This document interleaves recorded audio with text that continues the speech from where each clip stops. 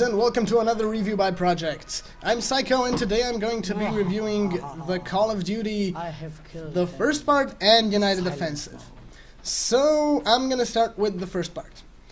The story in Call of Duty features realistic events from real World War I battles. The events have been, well, slightly changed, so it is more, it introduces a more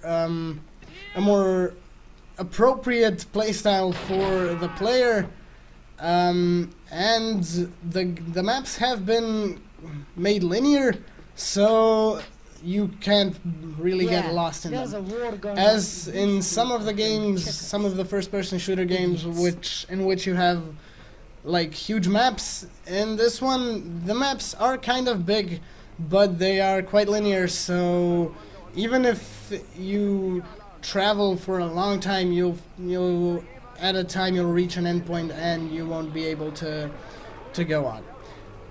The game itself is, and the story is not too long, but it is maybe a bit short. It could be a bit more detailed and could feature more of the events or more details of a certain event. But compared to other Call of Duty games, these two, and including Call of Duty 2, are probably the longest by gameplay in the series up to now.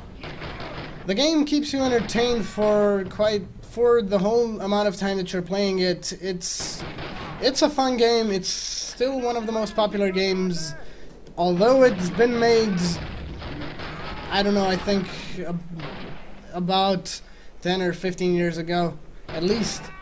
But still keeps you entertained. It's for a reason. They are one of the most popular games and also franchises all up to now. As far as the gameplay goes, it is among the most popular games, and for a reason. Although it's as old as it is, the gameplay is amazing. It is fun. It features real World War I battles, and keeps you entertained in them, even in the single-player mode. But if you go and play it on the multiplayer mode, it can be really fun, because a lot of players, older and newer, still play it, and it's probably a game that will never die. The single player mode provides a bit of a challenge on the hardest mode. On the normal mode, the gameplay is kind of more on the storyline and not so much on the challenging shooting. It still provides a multiplayer mode, but as said, it is popular, but much less popular than the next game that was made in the franchise, Call of Duty 2. The graphics, well, are, well, as the game was made, the graphics were good. But comparing it to today's, well, a high definition mod could be introduced. At the time it was made, those were good graphics. You can do a lot of tweaking, and is still working on almost all of the computers. It worked on all of the computers when it was made, so I see no reason why it wouldn't work on the newer ones. In my opinion, the first part has really solid graphics, a linear story, events follow as they have in real life. The game keeps you interested. It is not too long. It could be longer, as said before, and provides hours of good entertainment, especially on multiplayer. In my opinion, this and Call of Duty 2 are still one of the best games that were made in the franchise, in the first-person shooter franchise, actually, not only in the Call of Duty franchise, up to now. So, going to the second part of this review, the United Offensive part. The United Offensive part is like the second part of Call of Duty 1. It also features realistic battles. It's pretty much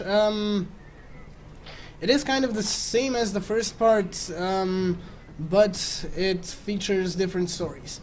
So, as in the first part, and probably all the other Call of Duty games that were made up to now, it still continues the linear story gameplay, the not getting lost in the maps part, and is still not too long, so you can enjoy it and kind of not get bored of it, even though you can play it all the time. As said before, United Offensive is also probably one of the longest games, Call of Duty games, as far as the gameplay goes. The other ones were shorter than the first 3 parts that were released, but still could use some tweaking. But all in all, it keeps you entertained through all of the hours of gameplay that it takes to complete the whole game.